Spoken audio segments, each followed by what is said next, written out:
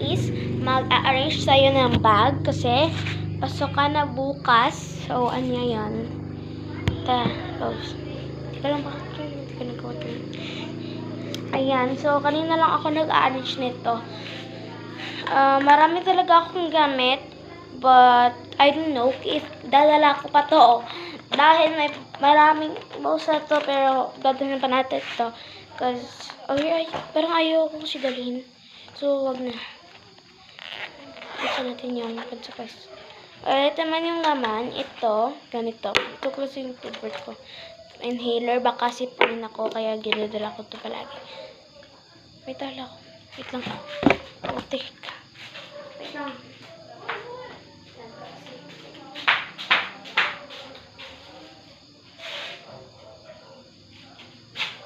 Guys, wait lang talaga, guys.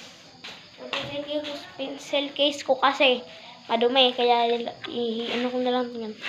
Ayan. Hindi ko alam saan ko silagay, pero alam ko pala. Charot lang. Alam ko na saan ko talagay yan.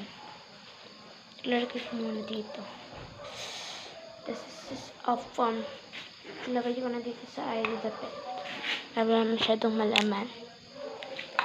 Kukunin ko na yung mga ruler, mini ruler.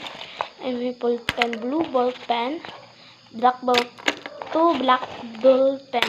Ito yung laman ng pencil case ko. Siguro kukuha akong bagong lapis. Wait lang talaga. Nakakuha na tayong lapis, so lagyan na natin ito dito. Ayun ko kasi madumi yan. So, ayoko pa sana ito, pero bakla yan. May color na tayo. Mga crayon. Maraming crayon akong dala kaya sa box. Pero hindi pa guys. Pero sinunod ko na sa box. Kasi hindi mo na. Para hindi yung ayan. Marami tayong crayons. Ayan. Oh my gosh. Parang matutumba yung mga. Lagyan na natin sa bag natin. Dahil ayoko kasi dictionary book. Binabasa ko to. Lagay ko lang dito. Wait lang talaga. Ayan, magdala tayo ng baon, mga friends. Sige, lagay ko lang dito. Mamaya lang, ipapakita ko na yung bag ko. Okay? Wait lang talaga. Ayan guys, tapos na tayo mag-impake ng ating mga bagay. So, let's go.